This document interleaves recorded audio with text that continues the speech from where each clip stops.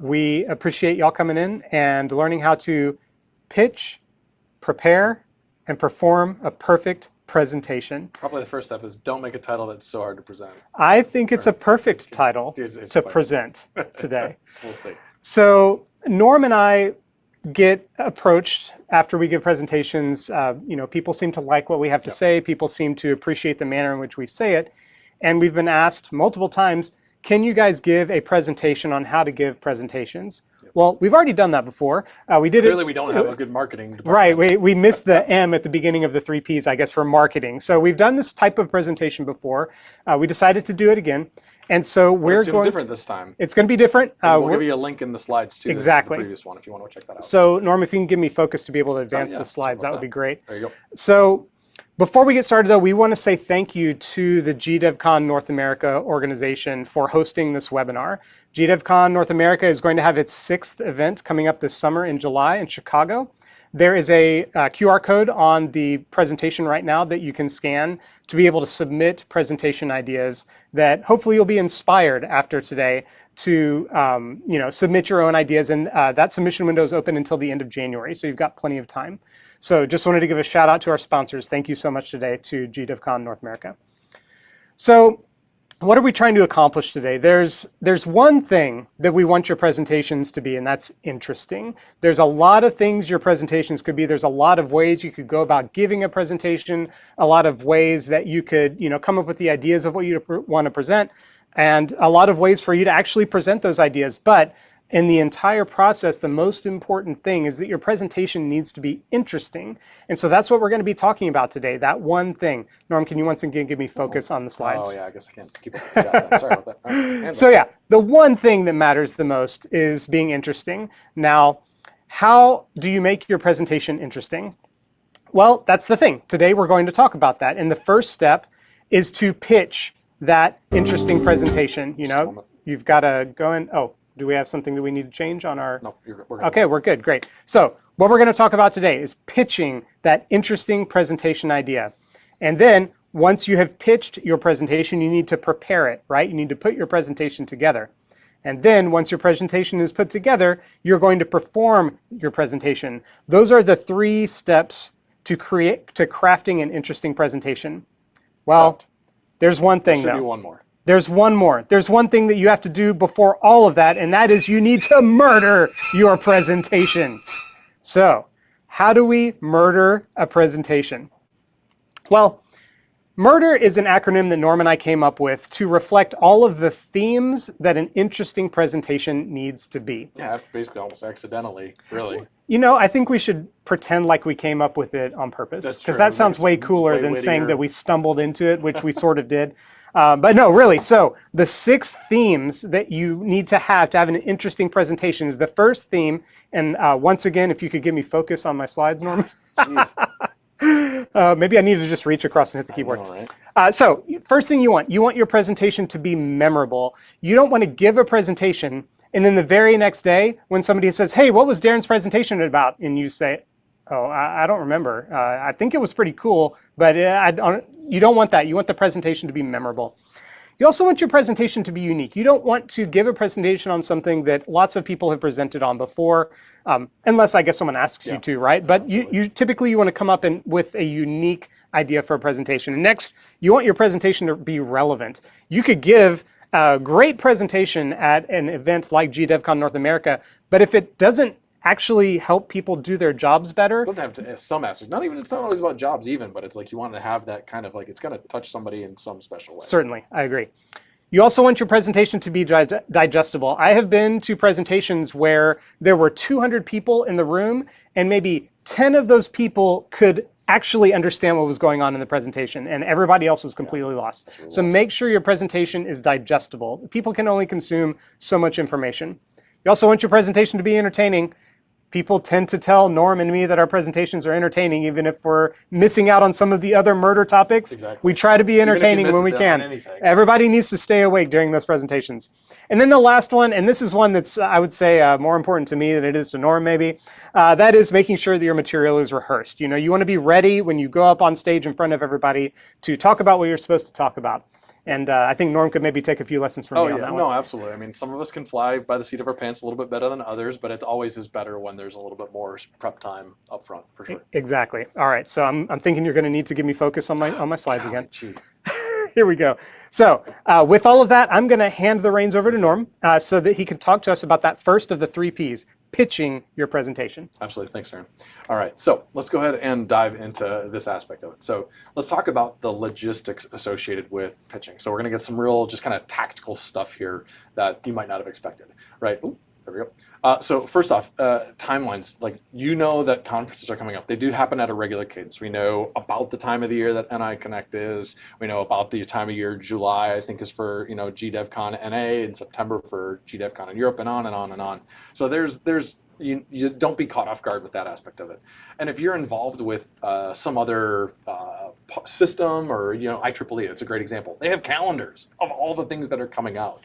And so depending on what you're doing, because I think, as Darren had mentioned in the planning of all this, we were trying to make a presentation that, although we're talking to a lot of LabVIEW people in the community, these things should be applicable outside of just the LabVIEW domain. So you're going to see not a lot of live coding in this session, and just tips that should be applicable across the board. So the other part is that recognize that when all of these conferences have submission windows that will open up beforehand, and they will be open for 1 or multiple months. Like, it just opened recently, and I think, as you can see at the top of the page, through January 31st should be that window for the available submission on all of that. So that's really what you want to be keeping your eye towards. Now, so now that we've talked about the timeline, recognize that the title, usually, especially for like GDevCon, you want your title and an abstract. And a lot of people I see get hung up on, I'm not quite sure of all the different things. That's okay. You don't have to present or the presentation at the end of the window. It's great if you're already prepped, but in a lot of cases, especially for me, like, I'm just barely squeaking in with my title and abstract. Now, speaking of like what you're going to make a title and abstract for, recognize all these conferences have different formats. There's been a lot of stuff recently with regards to 7x7s. GDevCon has the huddles. Sometimes there are breakout rooms, and so you might be working. We're going to talk about the ideas that are going to come up over time. But as you're doing that, recognize you can maybe just, if you've never done it before, just go for a 7x7 and focus towards that. So you got to investigate what's available for any one given conference. And then the last thing in terms of the logistics that help us always do a good presentation, and I think Darren said every one of the GDevCons Darren and I have presented at, GDevCon NAs that we've presented at this point in time. So, but the other part of it is set reminders. If you need the reminder window of when it's closing, or even when it's opening, like if you get done, this is a great thing. Like if you get done with GDevCon NA or any of them this year, and you're like, oh, I have this great idea, fantastic. Set a reminder for when you think the registration window opens for next year, and get a reminder of what that really good idea is. And then the other one too is that be careful of submitting something and not setting some kind of filter in your inbox for a word, because I've heard of situations where people, important emails go to spam. So it's such a small thing, but if you want to get your thing submitted and accepted, don't miss the accepting of all of that. So good things to keep in mind with the logistics. Now, let's go ahead and tap the brakes here just real quick when it comes down to motivations, right? That's very, very tactical of the agenda and timelines, but let's take a step back for a moment and talk about, why are you desiring to present, right? There's a lot of times where we've watched presentations be for good reasons, or seeming like, why is this being presented? And in all of those situations, you'd be asking yourself this, like, what is good for you? Are you trying to educate people on something worthwhile? Indeed, are you just trying to entertain, right? There's sometimes you can blend all of these things together, and that's usually the best when you can hit all of those on there. But yeah, do a gut check, because really at the end of the day, it might be something you want to share, but it's not about necessarily all the things that you want. And if it is, try to find a way to make it more tactical so that it does make the most of your audience times. Like, step outside of what you're thinking about. I think, Darren, you said you got this from the last time we presented on these topics, right? For sure. Yeah, so, and it matters quite a bit. Now, in the name of being completely altruistic in all dimensions, there are times where, like this last GDevCon NA, I presented on RF topics and signal processing.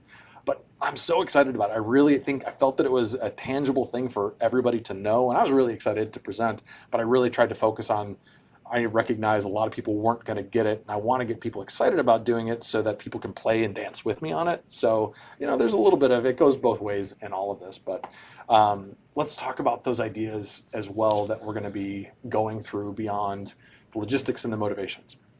So let's talk about just the ideation portion of it. So getting back to that murdering concept of your presentation. So try to find something indeed that will be memorable. Something that's going to stick in people's mind and leave them talking about it. And then even if it's something that it's great if you have something indeed like completely fresh. But I think, Darren, something that you had mentioned before was, we were just kind of in the preparation for all of this, was like, what were those times where we saw presentations that were like something that was beaten to death? And you were saying that it was kind of like frameworks. There was like one of the summits or things, it was just kind of oversaturated with either DQMH or actor framework. Right? That was something that had happened. Sure. And sometimes I think one of the limiting factors is the conference that you're presenting at might have a limited pool of ideas that were pitched in the first place, in which case we're going to see whatever got pitched, right? Yep. But, to maybe help combat against that, I think what Norm is saying here makes a lot of sense of, in your pitches, don't be the 12th presentation that we've seen on DQMH or, on Actor Framework, but give us something new to talk about and consider. Or if it is, be thinking about like what different tactic you can take on it and see how that can connect. Sure. So yeah, absolutely.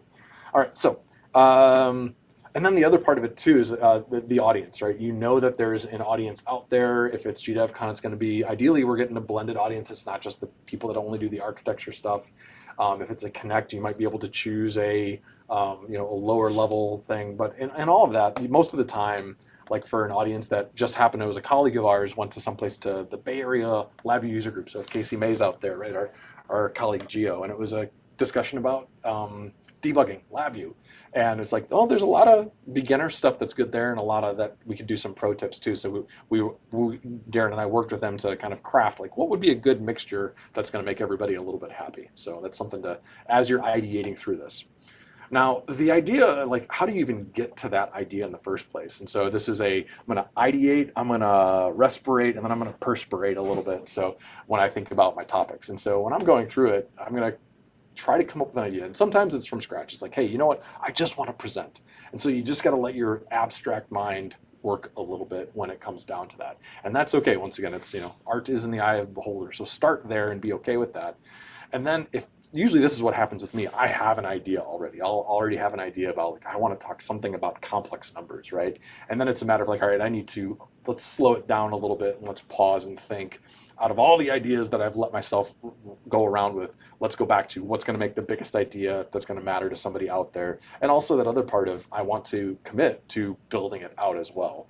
And that's where, it's like you culling it down in your brain, even before it even exists in the world, spending some time trying to do that matters a lot. It'll help the rest of the whole process go well.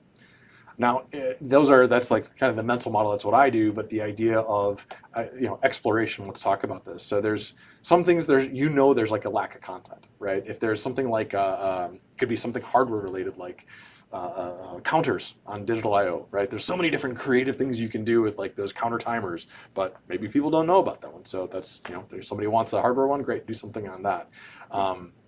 But then there's also things that you're knowledgeable about. That's a great example of something that I am not knowledgeable about. Now, it might be something that I can grow into and use that as an excuse to do that. But probably the thing that's most important for all of that is the being passionate about the things that you're going to be doing, because that will really drive your motivation and it will ooze out as you're doing your presentation. And then another one that's kind of fun in the exploration of ideas, it's very common for me, a concept will pop into my head, and I will actually start with the topic title to start, and I'll even share it on my screen here. I think this should work. Let's see. I am sharing which screen? The screen? Hey, there we go. So you can see here, like, I've got titles here for some that I've done, like there's my halitosis. I've got ones that I've done like long, long ago, and other ones that I've been waiting for that I just kind of spiffed on different books that exist out there. 50 Shades of U32 Blue is going to be very interesting. I have no idea how I'm going to keep that on the rails, but that's just, like I said, a small example of things that have popped into my head that I'm like, you know what, I'm going to drive through with some of those ideas at some point in time. And that's helped me when it comes down to, presentation time. What are you going to do? All I have to do at that point in time is just come up with an abstract. And then I think this is something that Darren's talked about too, where like we'll get through, or if you're sharing something with a colleague at work, you're like, wow, that was neat. You should let other people know. Like presenting on presenting. That's probably one to add onto the list pretty quick. All right, so let's. This is a pitch perfect presentation pitch pointers. I'm gonna throw something at Darren. Jeez. But the idea is we want to pitch a topic, and this is kind of a little bit of a recap here. Have a wide audience appeal, right? Try to let your mind go around and see what you've got. Think novel ideas, and that will ideally, if it's helped you, there's a pretty good chance it's going to help somebody else do their job better, and it's just up to you to evaluate that one. And this is something that another thing that happens, especially when you've been doing the job as long as Darren and I have, there's a lot of little tips and tricks and secret sauce that, I've got up my sleeve. So go to that to try to figure out what's worthwhile. And then if once it's there, you have an entire community of people. Whether, once again, if you're a LabVIEW developer, you've got the forums, the Discord, the chats, the private reach outs that you can do. But in general, dangle it out there to the world. See if it has that relevance. And then, move forward from there. So that should help you do that pitching, because at the end of the day, you have to create, once again, your title and your abstract. That's your two big parts. You know it's coming. Sorry. Know it's coming. Title and abstract. What else? I think that was it. Yeah, Okay, anyway. that's where we're at so far. But the idea is find something that indeed does excite you. It'll make it so much easier to go through that one. Also, the other thing about the title, the unique aspect that I have found, it allows me to always kind of draw back and focus. Even for this presentation, Darren made the title to start, and I'm like, all right, I wanted to say a bunch of things about all this, but I'm like, all right, let me just constantly rein it in there. And then as you saw in some of my titles, I love to lean into known phrases or cliches to kind of spiff off of. And it makes it more interesting, because the idea is that the idea of inciting the curiosity of the potential people, not only the people that are going to look at a conference schedule, should I attend this or not, but also the people that are organizing it, right? Like Jeff DeBurr, and who's in the audience, and maybe Jeremy, I don't know if he's in here or not. There are people that have to look through all of the entries, and if yours seems creative in some way, shape, or form, there's a presumed, hey, they're going to spiff on this in an interesting way. And then lastly, the other part of the title being a focusing agent is that it also doesn't have to be wholly inclusive, right? If it's if it's something like like an academic paper, right? It's the time waveform reduction, right? They have to have a fully fleshed out title.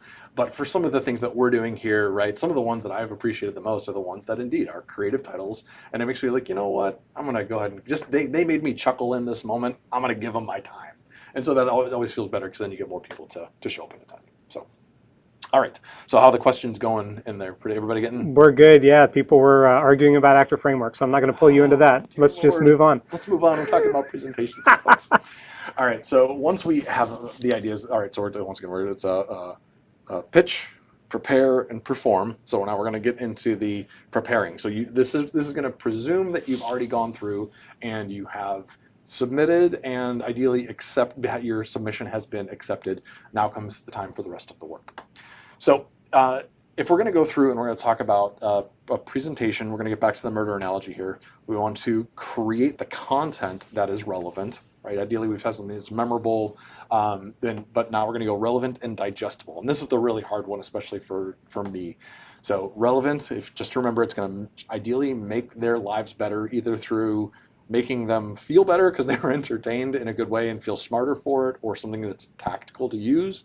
And then it's not too much, because there's the real danger of you put so much out there. Hopefully we don't do this for this presentation. There's a good chance we might, but it's so overwhelming to be a disservice to the rest of the content. So how do you refine that content? So the create and refine is through exploration again, distillation, and then finally the creation of the content. So in terms of overall exploration, dig for prior art, right? If you wanted to talk something, if you're like, hey, I just used DQMH, like Steve the Butcher, right? I've been talking with him about a very interesting light wall thing that he's been doing, and I'm going to maybe do a video with him soon. So, it's like, if you wanted to present on that, has anybody done something similar where it's buckets with lights and all sorts of very interesting things? But the other one too is like not only to be inspired for what's worthwhile to put in there, but there's also what stuff to avoid, right? If you've watched somebody do actor framework and you've personally felt disengaged from the presentation because of what they're putting in there, probably, oh geez, Just Don't stop get it. distracted. Just stop it, y'all. All right. The other thing about exploring is you have to explore how deep you can go into given topics. All right, I'm just gonna. Y'all. Uh, if it is something like .NET in LabVIEW, it's a great example. Like, figure out, like, what do you like to do with it? What kind of things? Kind of, we're all on limited time, but sometimes that exploration of a given concept to see how far it does something interesting can also be very valuable to feeding into what you're going to say, because you're going to figure out stuff along the way, which expands on your understanding. Therefore, other people will value it as well. The other part, which of the research, is to figure out what other people have already talked about, like how to stop talking about other. Oh gosh, I'll speed up then, Tim. Thanks. Anyways, and then the other part is experiment with your personal spin, right? If you're going to dive into a given topic, how do you want to have your thing know about it? Is it about scripting with regards to that topic, or is it the way that you illustrate different parts? So once you also have this, the topic here, you've ideally collected all these larger collection of ideas. We've done this. This is from the previous slide deck that we had already out there, right, Darren? Yes. So there is the idea of distilling the information. So if you want to really get this, you can go and see the other presentation too. But you're going to have a lot of ideas. Get them all out. Allow them to exist. Say, yes, kitten, you're wonderful, and then throw the kittens away. Um, But really, it's this idea of like there are certain ones that are just not worth diving into for the sake of getting the information out. And then there are also topics that once you say that's just not worth it at all, things that need to be preserved and sent out but made available into the world. It really is this idea of you've got content, and I think Darren was yelling at me like, what was it again? You said private GitHub? Yes, I was yelling that at you earlier today. Yes, yeah. So like, if you've got something, just get a private GitHub, get it out there, so that and Darren's going to talk about sharing code and stuff later, but that's this idea of just in time versus just in case. And this, I love this. It always has helped me. This mental view of just in time versus just in case is important because of this idea of it validates everything is good, but then it really helps you know like what do they need to leave the room knowing minimally, and then it allows you to give the like some of the stuff like the tips in PowerPoint. Like we don't want to have an entire presentation about Norm's things, but I probably need to have something, maybe just a video on YouTube or content on GitHub that's just the hey, how does Norm do some of those fancy things in PowerPoint that so you can do them too. And then I think part three, let's see, oh yeah, we're still going. So now we're in the creation. So now we've had the ability to create and refine the information. So this is something Darren's kind of lobbed to me quite a bit, of the idea of, hey, let's stay in PowerPoint as much as possible. And I think there's a pretty good reason to, there's kind of a qualifier on this, Darren. So I think one of the things that you were saying was it's a very difficult thing to do all this context switching and to do it gracefully. Right. And so if you stay in PowerPoint and try to get images from your VIs, we're going to talk about that a little bit, right? But if you make them exist in your PowerPoint, then you don't have to worry about all the window thrashing and doing stupid things with sound and everything else like what I was doing. So definitely if you're just getting started, and even for the seasoned veteran like Darren, he likes to stay, because you're going to have those context switches when the times come to do demo. And that's where Darren and I both draw that line of like, hey, you've got to make a judgment call of like, when is it so cool it would be a disservice if you didn't actually show it off like live at that moment. And that's a big thing. So you'll experiment with this and that creation portion of it. Something else too about is zooming in during your demos and making to change some of your settings, but I think Darren's going to talk about that in the performing portion. Of course, everybody's waiting with bated breath for Darren to talk. Anyways, so the other part of the when you're just preparing your slides, talking about zooming in, I'm going to show an example here real quick of zooming into slides to avoid the squint factor. So let's see what that looks like. So if I were to actually, let's go ahead and speaking of zooming, I'm going to show a neat little pro life tip. If you do something in preparing your presentation, this is a hidden one. If you create sections within your PowerPoint presentation, presuming you're using PowerPoint, you can actually just press Control and scroll, and you'll get this slide sorter view that you're seeing right here. And if you've got hidden slides, it's a great way to find the hidden slide to show it without stopping, scrolling through the other screen and coming back. It's a great tool. But then it also gives you this ability to hop around to the different sections that you've got within your slide deck. And so here's a great example of what I was trying to showcase just a moment ago with this is a slide that was just shown, or was about to be shown at the Lab User Group in the Bay Area. And the feedback I was giving to the person was like, hold on a second, make it look like this, right? Hopefully everybody in the audience, just their eyes felt better. Right? I'm not presenting on the slide, but just the difference between those two slides made such a big difference of, it's the exact same images. I just cropped one of them to just show the relevant information, and then I zoomed in on the other one. And ideally, you can take 5 steps back from your computer or whatever screen that you're on right now, and it still is apparent these two things I can read, and they're drawing the attention to the right stuff. So I find that to be pretty relevant. And so another part of the creation portion, what are some of these things in here? The large legible fonts, like anytime that you read anything that's not only for a presentation, but like you might get a slide deck. I think actually this one, the template that you're using here, the default font was like terribly microscopic, right? And so I had to go through on my slides as I was making a new one and artificially, let's bump it up for each one of those things because it matters to me to make sure that you are seeing in the content to be able to do it, or seeing the content, reading it, and it's obvious. Another thing of making things obvious on your slides, not only for showing stuff and hiding stuff, but is just this little thing that I just did right there. Hopefully it came across on everybody's screen. Did it kind of gray out on Zoom? It did. That art of, I have a multiple animation on this slide where when I want you to look at it, it's black. When I move forward, it's been grayed out. Now, that's a tactic. That's something that is that hits in this, like, that is just in time information I need to get you somewhere else. I'm just going to tell you right now, it matters. It makes it so much easier for me when my brain squirrels out and I forget about what was just being talked about and I come back and I can see the very specific section or bullet point that they're referring to, and it brings me back in without necessarily hiding the old information. And it's basically creating two animations. It's creating an appear animation and then adding a secondary animation, which is transparency, gives that grayed out look and feel. And I think that matters a lot. Now, getting down to what we should be talking about here, because it's not grayed out at this point, is also on the demos. Some of these same tactics of be deliberate of if you want somebody to, if you put text on a screen, it should have relevance. And if it doesn't have relevance, remove it. And if it does have relevance, make it large enough so that they can tell what the hell it is.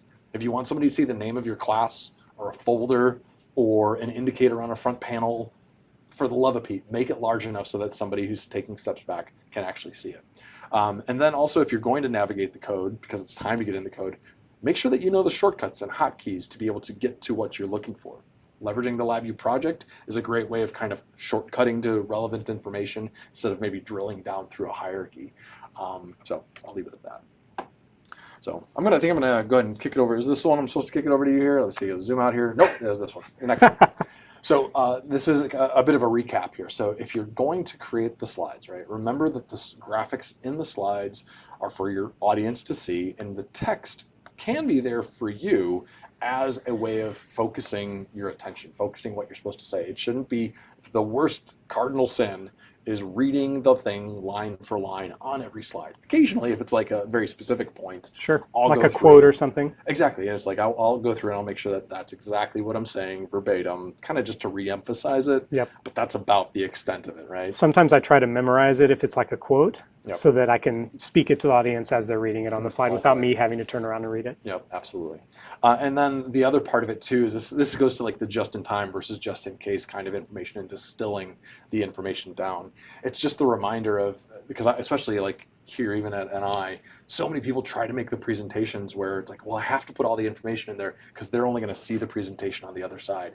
And it makes the slides really crappy. So the twist ends up being is what you can do to allow for a report without cluttering up what you're seeing on the screen is you can use hidden slides, or you can use the slide notes. Slide notes are a great place to do, but sometimes that ends up being limiting. So a hidden slide does give you the ability to put all the context that you want in there and then make the slide that you actually want shown behind you. That is just giving a little bit of extra color to you as the presenter. So sounds great. So cool stuff. This is all you, Darren. So thanks, Norm. I appreciate everything that you shared before. So Just a quick note before we move into the perform part of the presentation. So when you guys are preparing your presentations, it's hopefully you're going to be presenting something, memorable, unique, relevant, et cetera, the murder acronym. And a lot of the times that's going to end up being like something cool that you wrote. If this is a LabVIEW presentation, maybe you've written an awesome UI tool, or maybe you've written a really cool, reuse library. 100% of the time when that's the case, someone from the audience is going to say, that looks awesome, where can I get your code? That's going to happen every single time if you're preparing or if you're presenting something about, and again, we're trying to make this presentation maybe a little bit more agnostic about the environment that you're in, but we're all LabVIEW people here, so it's some cool LabVIEW tool. Someone's going to say, where can I get that LabVIEW code? If your answer is anything other than, here's the link, you should probably consider a couple of things. First, you should probably consider waiting to pitch your presentation until you're confident that you could be able to say, here's the link. So you also need to maybe, when you're pitching, sort of make a promise to yourself of, by the time I present this, I will have these materials available to share with other people. I have also attended presentations where people work at a place where they're not able to share their code. So I have seen presentations where it's like, look at this awesome, cool UI that I wrote. And again, 100% of the time, somebody asks, where can I get that? And the answer is, oh, well, I can't share it. Should you really be presenting on that? Maybe you've got some really cool concepts that you learned throughout the course of that. Maybe that overrides the need that we all have to want to use your code. But try to keep that in mind. If you're unable to share the things that you're presenting with the audience after you've presented them, should you be presenting them? Sometimes the answer is no. So that's something to keep in mind. I never thought about it that way. All right, so that was the sort of, we have now pitched and prepared our presentation. Now it is time for us to perform the perfect presentation. All right, now this is something that Norm and I hear a lot. People like to see our performances. I would say a lot of the things that I've learned over the years in giving presentations, I've learned from Norm. I've learned a lot of great techniques. Hopefully he's learned a few things from me along the way as well. Rehearse. Rehearse, that's the one you've learned from me? But I've at least learned it. Well, I've learned all of my PowerPoint tricks from you, so we're a good team. So if you could give me focus on my screen, Norm, that would be great. You clicked it before. All right, so going back to our murder acronym, whenever you're performing the perfect presentation, you want to be entertaining. It's so important to be entertaining. You want the audience to have a good time. You want them to be astounded. That should be your goal. And like Norm was saying, you also want to be rehearsed. So you don't want to go up there, you don't want to be stumbling through things. You don't want to run out of time when you're halfway through the material, like I sort of did at the last GDevCon North America, but they let me go on late anyway. Thanks, you guys. All right, so since you have done all the work to pitch the perfect presentation, all of the things that Norm suggested, and you have spent so much time with your slides and hopefully, posting your reuse code up for everybody to use, preparing for your presentation. Now it is time to get out there and perform that presentation. So what are some techniques about performing the perfect presentation? So quick note, logistics, the camera shaking because you and me are on the table. So all right, I'll get my elbows off the table. I'm such a caveman with my elbows on the table. I need to take them off. All right, so run-throughs. This is something that is very important, especially if you're not that comfortable with presenting. If you're getting up there for the first time, or maybe this is not something that comes naturally to you, run-throughs are very important because after you've presented for a million years, you've probably got a pretty good idea of how long it takes you to go through certain things. Your own time. Right, but if you're relatively new to presenting, which hopefully some of you are that are watching this presentation or the recording later, your run-throughs are going to be a very important tool there at the beginning of your presentation journey to make sure you're not running out of your allocated time and to have a good idea of where you should be at various points in the material. Also, going back to demos, like Norm was talking about earlier, you don't want to just sort of haphazardly go through your demo, and your plan should not be, oh, I'm just going to open this code and just sort of navigate through and talk about it as I go. You really want to have a well-defined script, and this is for the benefit of your audience. If you're just kind of haphazardly making your way through, hoping that you get to a point somewhere, 100% of your audience is going to be lost. So you want to have a well-defined script for what you want to get through in your demo, and you want to practice it, particularly if you're doing live coding. You want it to look like the coding is natural, but in reality, you spend a whole lot of time preparing. All right, audiovisual. This is a big area that Norm is an expert in that I know very little about. That's why I like presenting with him, because he makes sure that all this stuff works well. But you've got your hookups for your cameras and your microphones, and Norm has really given us a first-class experience today, so thanks to him for that. But it wasn't easy. We were here early, and Norm was getting the camera set up and the microphone set up, and that adds that extra little bit of professionalism, and that adds, you looking like you know what you're doing, and that adds, we all kind of have to understand a little bit of extra AV, because what happens when you plug in the HDMI? Well, sometimes the HDMI gets hijacked by the AV system, and like some of those things that you will run into.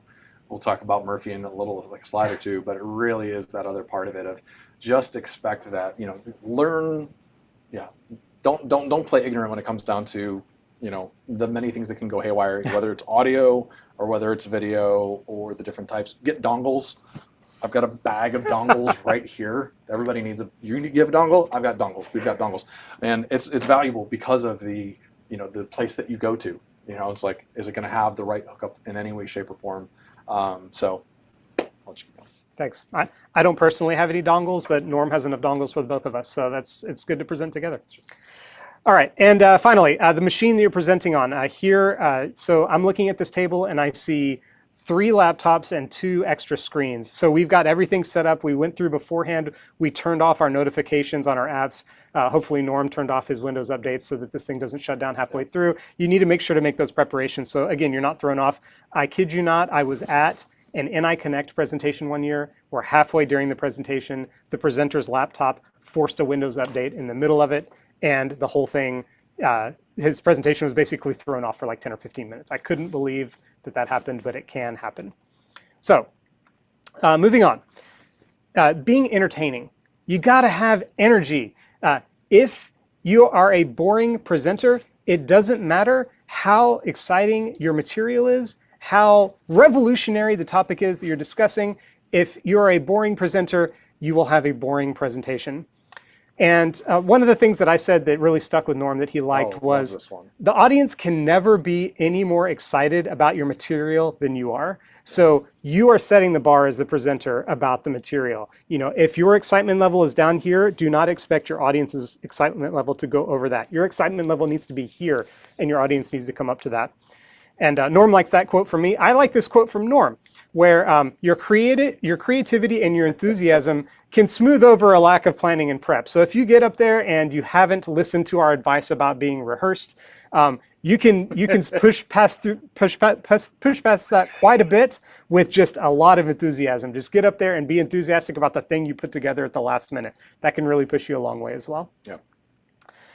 All right, so this is one of the valuable tools that I have personally learned from Norm.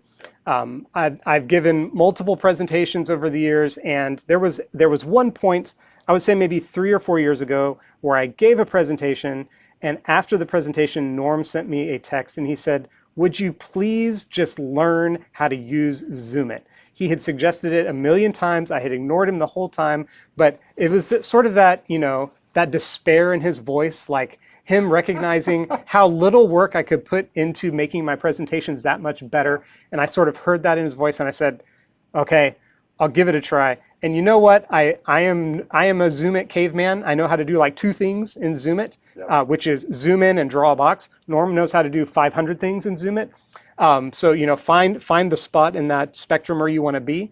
But it is such an excellent presentation tool just because of how easy it makes it for you to draw attention to things while you're presenting. I think if this works right, let me just very quickly, that should have zoomed in for everybody. Draw a line, there's a link, do the thing there, right? That's ideally brought a lot of value and attention. It's the idea of have mercy on all these poor people with ADHD like me, right? And so that idea of the zooming in can matter so much. And the other thing is probably, it was a minimum worth mentioning, there's multiple different zooming tactics to take. I could do an entire presentation all about it. Zoom It is one of the tools that allows you to do the annotations, which is very valuable in and of itself.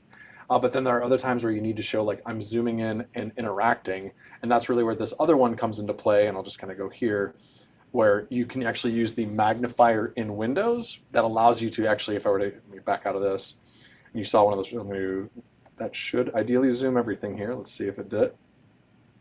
There you go. And it actually allows you to still interact with the screen. That didn't zoom in for everybody. um, but in any case, for all the different things, there's multiple different ways to leverage that, and it's always in the name of having mercy on the people even halfway through, and also with ADHD that really don't know and don't expect somebody to chase your mouse down when you wiggle it. It's Right. not the way to be. Y'all should see how irate Norm gets when he sees people giving a presentation and wiggling their mouth saying, look at this thing right here. Look at this thing right here. I've actually heard Norm audibly scream when he has seen that in presentations. So zooming, drawing boxes, a great way to draw attention in the most effective way possible. You know, the other part too that I think is really valuable is that it's not only the attention, but sometimes when somebody's not paying attention, that little tiny moment can indeed drag them back into Attentionsville, which is what you want to keep for everybody in the audience. Absolutely. So moving on, if I have, I do have focus on my screen. Excellent, thanks. We're learning. So the resolution on your computer matters a lot, particularly when you're doing demos. If you're in your PowerPoint slides and you've determined that it makes sense to switch over to LabVIEW or some other environment to give a demo. Yeah, 4K is not your friend. Exactly. Like people are all of a sudden going to be squinting because everything is so tiny. So the resolution on your machine is important. 1920 by 1080 tends to be the standard at this point. Guaranteed every projector is going to be able to do that well. Correct. And then you also, the scaling really helps as well because it does draw some of those things like fonts in particular to be a little bit bigger on the screen to be able to see.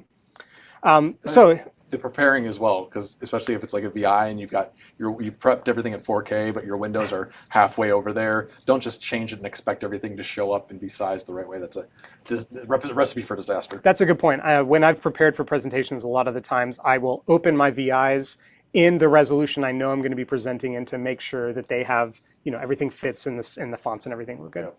Okay, so another piece of advice that maybe Norm should have taken before our presentation was to turn off notifications on basically on several of the different apps that might pop things up or make sounds while you're presenting.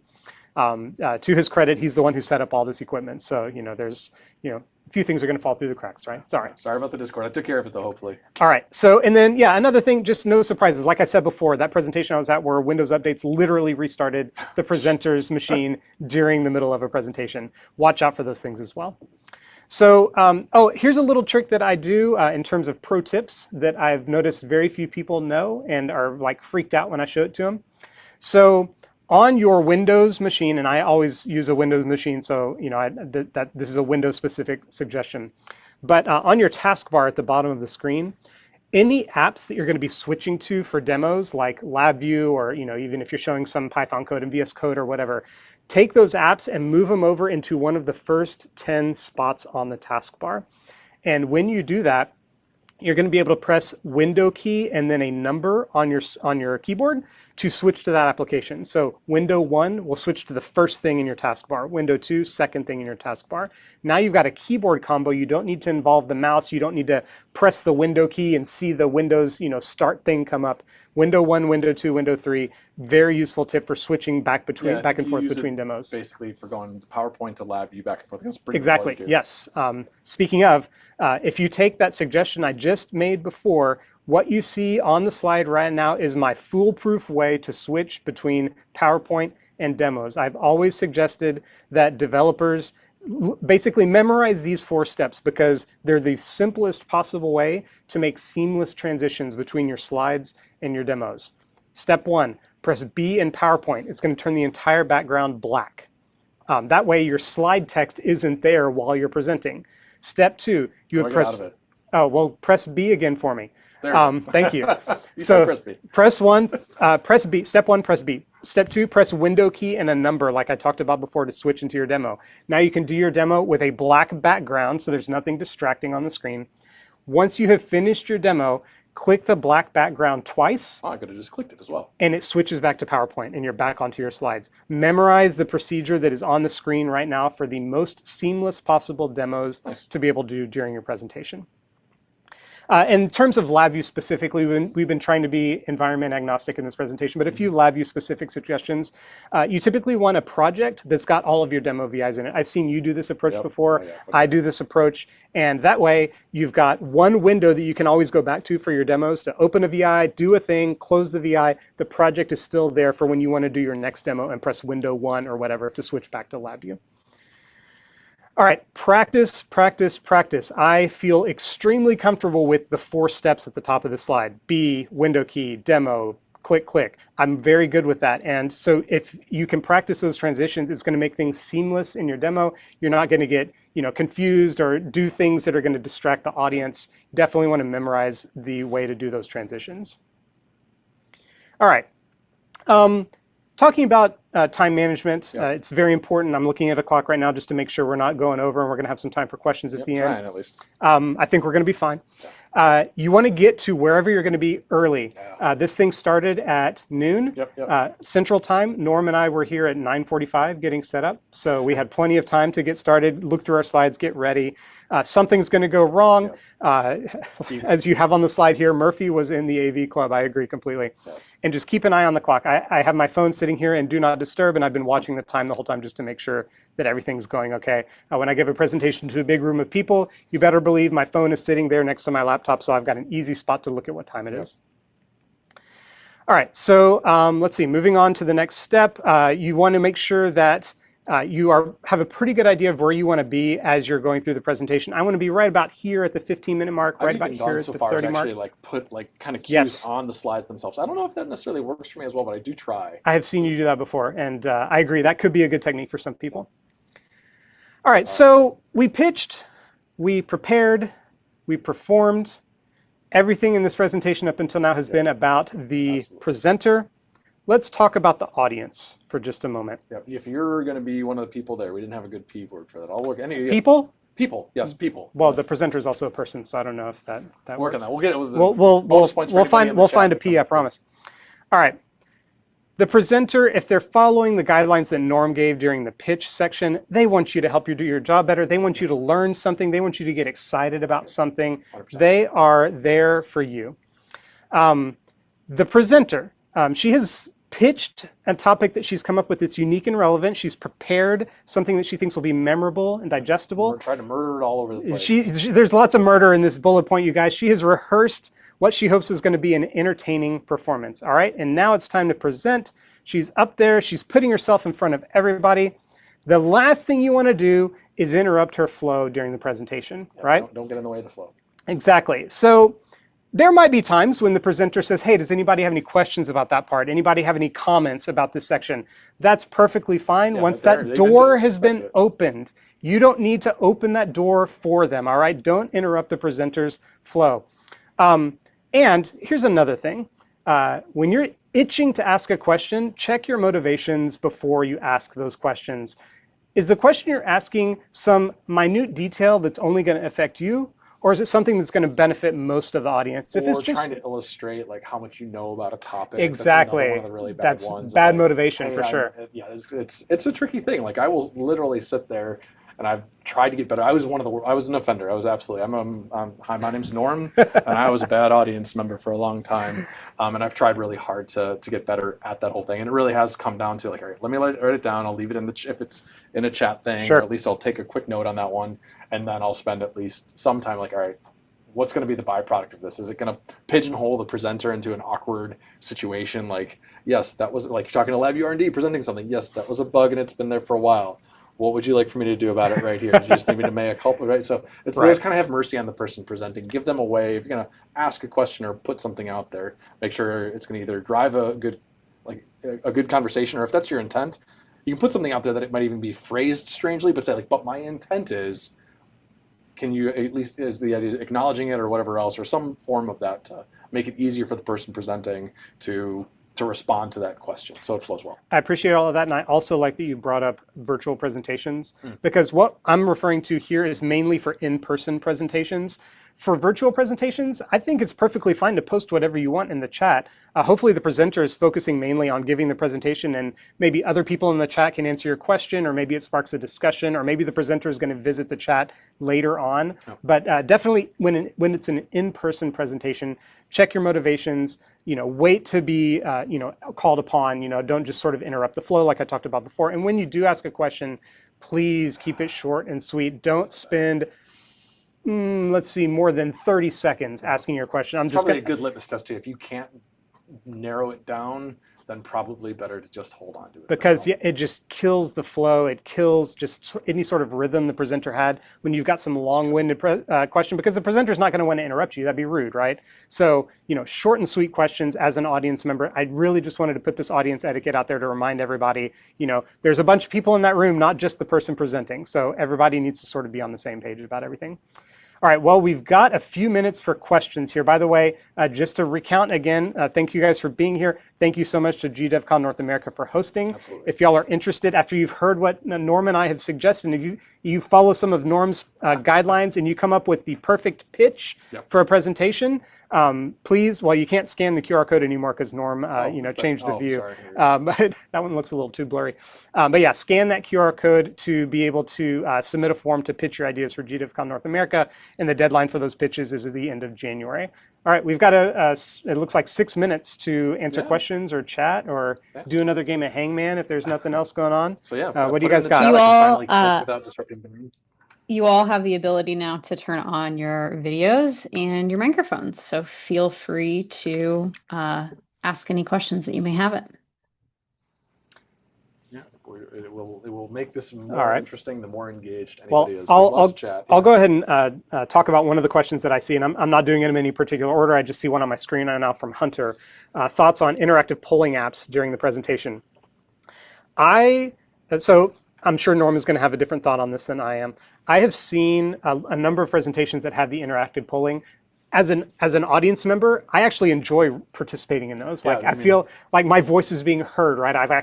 I see my answer show up on the screen, and that's so cool. I love them.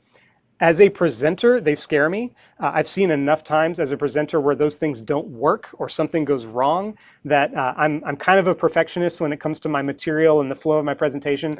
I have never wanted to open up myself to the possibility of one of those polls breaking down during my presentation. Yeah, I've seen enough of them. That's one of the prepare ones for sure. Make sure that you can log in, you can get it there. You've experiment. That's a big part of preparing is experiment, right? With whether it's AV or whether it's logging into the system, try to do it on a different system, or make sure you shut yours down and turn it on. All those little things to really ensure that prep with something like a polling. Yes.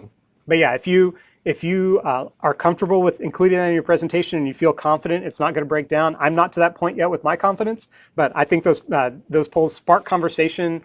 And the data gathering is sometimes useful for whoever's giving the presentation. Yeah. I think they're pretty cool. I'm a little scared to try them myself. Yeah, sometimes the games, another one's like Kahoot is like an online one where you can use everybody in the audience can use their cell phone to do a little bit of a trivia thing, depending on how much time you've got. That's a good way to get people locked in. That's a nice one.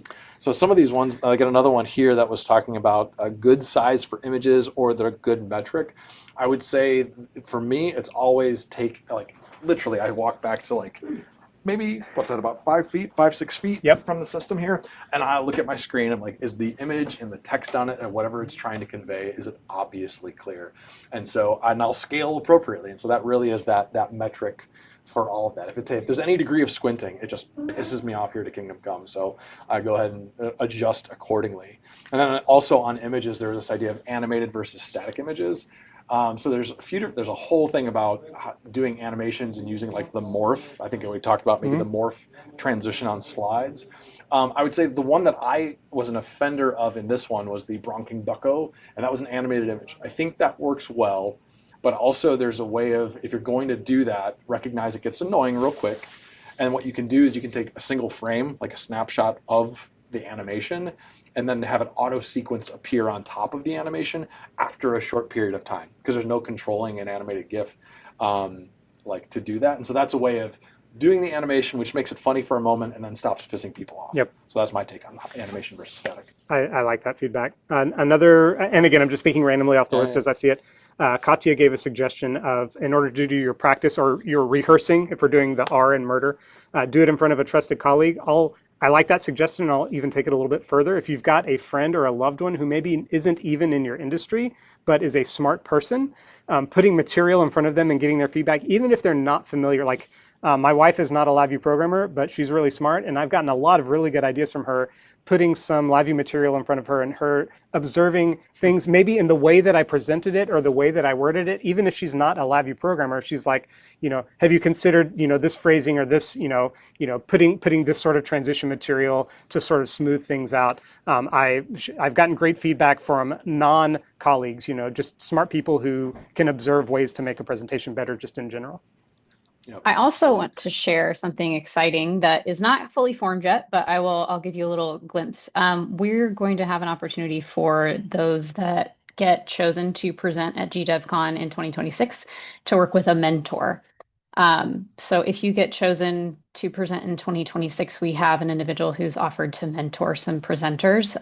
Probably that's that'll great. go, it's going to go towards first time presenters first, and then we'll kind of work down the line, but more information will be available on that as we kind of square those details away. Cool. That sounds fantastic. Yeah. Worth If the you would cost like of to, admission then. and if you would like to be a mentor, if you have a lot of experience in presenting, let me know, because right now we just have one person, but if we have a handful, that would be great. You can sign me up, Taylor. I'll be a mentor. Now we have two. Yeah, no, I mean, sign Norm up too. Sign me up too. Now you have of course, three. Everybody's going to flock to Darren. I'll be the overflow for Darren. I have a quick So- question for y'all. We didn't talk at all about co-presenting. Sometimes with GDevCon, if we see that two or more people have pitched the same topic, we'll sometimes ask them if they want to do a co-presentation. Do you have any tips for presenting together? Never do it. It's the worst. It's I terrible. can't recommend it less. Somebody says they made an amazing presentation, and all you do is modify, and it needs changes all over the place. It's So I actually don't have any general advice because I've co-presented many times, and I've had it go very well, and I've had to it do with Fab a variety of times, right? I've had it go really well. I've had it go not so well. Do you have any thoughts on this? I haven't thought about it very much. It's sort of happened organically when I've co-presented. Well, you know what? I would say that actually based off of this one, this was an interesting twist of figure out probably early on the kind of the slicing and dicing might make it easier because there's a like for this one, you had basically created the entire formatting of it because I was just a latchkey kid when it came down to trying to figure it out. And then I jumped in late and I'm like, okay, I got to get on this bus that's already there. But then there was a moment, then when we switched it up a little bit, it's like Darren just said, like, just own those sections. And that made it easier for me. So if it was like, hey, we had to take two separate concepts, let's allow them to be separate, but then there should be probably a healthy time figuring out how can we mate up the concepts. If it was like, hey, somebody from this partner and this individual person, just make sure that that blending is easy enough, or it helps. So that would be the only advice I'd give there. Okay, yeah, I mean, we're at time, so I'll add on to that idea a little bit. You know how people talk about, like, whenever they're, refurbishing a house or something, and they talk about the bones of the house are good, but there's like a lot of things they need to change, like details. I think about that with presentations too. I put together the structure for the presentation that we have today. I feel like in other presentations I've given, I tend to gravitate toward the overall structure, and then I'll fill in details that are okay with me, but I'm okay to let go of those details as long as we stick with the overall structure that I sort of have put together that I think is going to flow through. Yeah. So if you put together a structure, but sort of are willing to hand off the parts that, like, so Norm owned the pitching part, for example, and I put together what I thought was a good structure. Norm said, I have all these other different ideas about pitching. And I'm like, that's fine, but as long as it fits into the structure. And Norm's like, yeah, it totally does. So yeah, I think that worked out well. Yep. And then I think we are at time. So there's enough questions about AI. I'm kind of tempted to let AI assist you. I think that's in a variety of any one of these stages. I think AI assisting is probably one of the best recommendations. So one of those things with AI, which is so interesting, is that I have found to be it allows you to kind of spark the creativity of, like, hey, can you give me like I was trying to do stuff. This is a room that I do a bunch of demos in. Like, give me a demo that would go along with this and that and there, and then, or give me 12 ideas. Right, that's another one of those things that really helps for the AI aspect of it, or asking it to ask you questions when it comes down to, once again, the puppy dog in the background. Sorry, distracted squirrels and dachshunds. That's what gets me. But I think those are two things that I find valuable when it comes down to AI. Like, create a list of things for me, or that has helped out quite a bit. So I don't know if there's anything else specific with the AI angle. I guess not for graphics. I guess for some of the for the one that I did at GDevCon NA last year, I used the image creation to like fast Fourier transform. I had a picture of Fourier running. I had a different fast Fourier transform as well, but that one got nicked. But a couple of other ones, and like those image creation can make for some fun, surprising graphics to go along with what you're doing. So that's another interesting one that I've found to use in that. So let's see if there's any other questions other than there. There's a whole question of like the AV setup that I've got here. Once again, I'd spend another hour just talking about all of that. So, but yes, I have a computer right there that's logged into the meeting, so I see exactly what y'all are seeing. I've got my screen, the one reflected behind us. That was a bit of a like desiring to do something like that. We did it before; it worked out okay. So there's like I've got my cell phone acting as the scene switcher. So I've got a program on my cell phone that interfaces with I'm using the way that I'm doing all of this scene switching is there's a piece of software that you can use to make a virtual camera on your computer, and then you say what you want displayed on that virtual camera, which is easier for me to change up. So a whole mess of stuff that would actually goes in the, now that that's your just in time or just in case information, know that there's this thing called a virtual camera and there's software that gets you there. And then that's the just in case. And then the just in time is, ping Norm when you actually want to know about it and go deep on that part of it. And then maybe I can do a recording of me talking about doing all those things. And then we can make it available to the rest of the world, which is fine by me.